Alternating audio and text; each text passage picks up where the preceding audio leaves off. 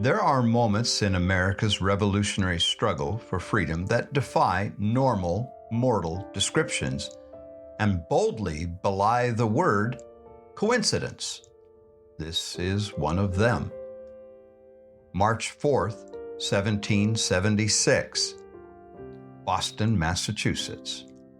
Reverend William Gordon described the night as follows, quote, "A finer night for working could not have been taken out of the whole 365. It was hazy below the Dorchester Heights, so that our people could not be seen, though it was a bright moonlight night above on the hills." End quote. On this ideal night in Boston, what work was going on? What was happening? After the battles of Lexington and Concord, British forces retreated to Boston and took control of the city. Colonial forces, later commanded by General George Washington, laid siege to the city beginning on April 19, 1775. The siege lasted nearly a year because neither side could overcome the other. A brilliant plan was put forth by General Henry Knox.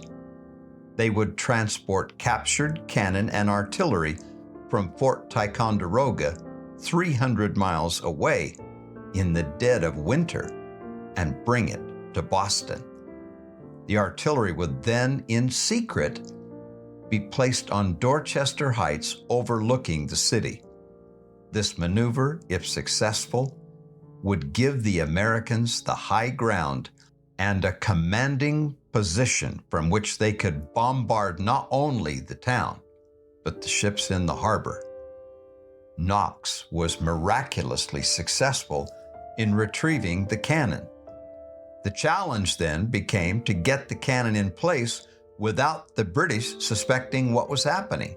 If they knew, they would attack, and no advantage would be gained. All was prepared, and with fog near the ground to hide their movements and a bright moon overhead, General Washington's men began quietly moving the cannon and artillery into place, along with constructing all manner of fortifications. The weather was warm and perfect. Around 10 p.m., a British officer named Campbell reported to his superiors that the rebels were at work on Dorchester Heights. The report was surprisingly ignored. By dawn, all was in place, and the British were stunned. The surprise was total. One British officer referred to it as, quote, "a most astonishing night's work," end quote. The British responded immediately by firing cannon at the fortifications on the heights, but their guns could not be elevated sufficiently to have any effect. Knowing the imminent danger, General Howe made the decision to attack immediately that night. Remembering their losses at Bunker Hill, it was considered madness to attack the entrenched Americans, but ego and hubris carried the day. British forces began to mobilize for the battle. By early afternoon, however, the weather began to change.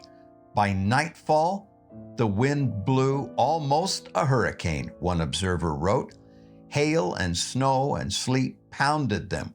Windows were broken, fences blown over, ships were blown ashore, and the British were pinned down. The attack was called off. Had the British gone ahead with their plans, many lives would have been lost on both sides, and in the end, Boston would likely have remained under British control. As it was, General Howe now had no choice but to evacuate his entire force as soon as possible. Though George Washington wanted the battle, he would later attribute the providential storm of March 5th to, quote, "the intervening hand of God," end quote. As historian David McCullough has written, it was a spectacle which could only have been imagined until that morning. There were 120 ships departing with more than 11,000 people packed on board. End of quote. Abigail Adams wrote, "Surely it is the Lord's doing, and it is marvelous in our eyes." End of quote. Boston was liberated. The British were completely disgraced and never returned. It was virtually a bloodless victory and a monumental boost to the esteem of Washington and the morale of the Continental Army. Truly, this moment turned them from a provincial militia to a continental army. In a letter to Samuel Langdon, dated much later, September 1789, Washington wrote, quote, "The man must be bad indeed who can look upon the events of the American Revolution without feeling the warmest gratitude towards the great author of the universe, whose divine interposition was so frequently manifested in our behalf." End of quote. These events in Boston were but the beginning of miracles that won American independence.